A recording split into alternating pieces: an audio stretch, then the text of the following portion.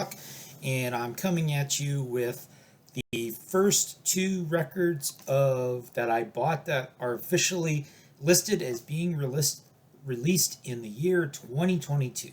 My first records of 2022.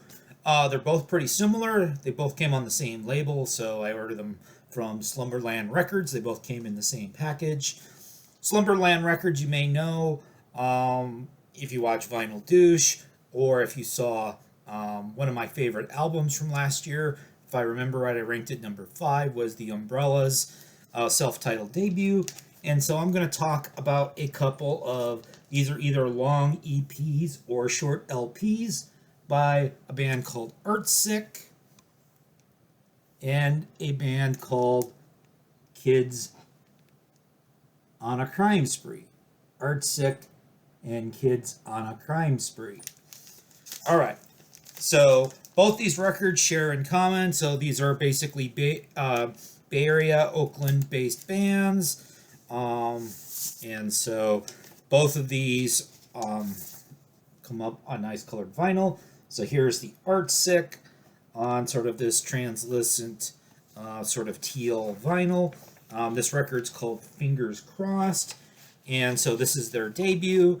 So the singer and guitarist her name's Christina Riley, along with Donna McMean and Mario Hernandez playing drums. We're going to see Mario again with Kids on a Crime Spree. You got your track listing. So probably the best song on here is the song Despise, the second track on side A. There is a video for it. I'll link up the video for it. And so this is very much indie pop, jangly pop, 2 to 2.5 minute long songs. If you like the C86 scene from England in the mid to late 80s, or you like the K Records lo-fi indie sound of the 90s, it's very much reminiscent of that song. So that's Artsick. And then the other group called Kids on a Crime Spree. Oh, and before I forget, the Artsick record. So one of the things I discovered is that if you accidentally play it at 33 RPM, it's a new genre called indie sludge. Both of these are 45 RPM records. They're both in 25 to 27 minutes long.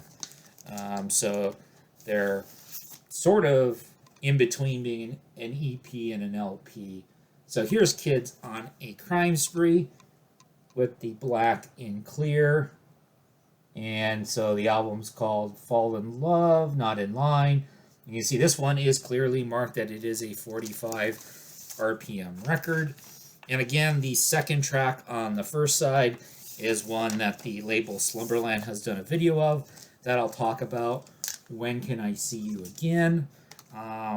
So the Mario Hernandez, who was playing the drums for Artsick, this time he's going to be your vocalist and your guitar player. So, I mean, I don't know a ton about either of these bands, but I'm getting the sense that Kids on a Crime Spree is kind of his band, and then he kind of participates on the other project as well. Reading up on them, the Artsick was a debut. The Kids on a Crime Spree released their debut EP back in 2011. I've had some singles and some EPs scattered since then, but I think all these people have been involved in the sort of various sort of power poppy, jangle poppy, lo-fi, indie poppy, Slumberland stuff. So those are my first two records of 2022. They're both decent. I'll say that the Umbrellas from last year is better, and it's been reissued. So if you were going to get only one of these three, that's the route I would steer you. Talk to you another time.